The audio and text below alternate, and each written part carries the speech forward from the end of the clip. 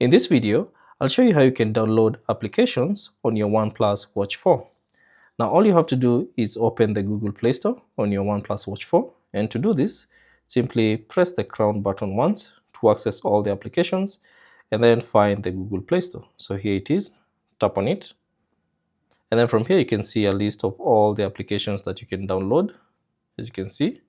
So all you have to do is scroll down and find the application that you'd like, or you can simply choose by category. So you can select essential applications, health and wellness, or fun apps for all, and all the other available categories that are there.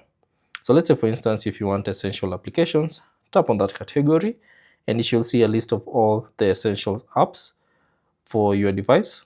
So find the application that you'd like to download. So let's say, for instance, this particular app, tap on it and then tap on install, and that particular application will be installed on your OnePlus Watch 4. So thanks for watching. If you have any questions, leave them down in the comment section below, and I'll see you on the next one.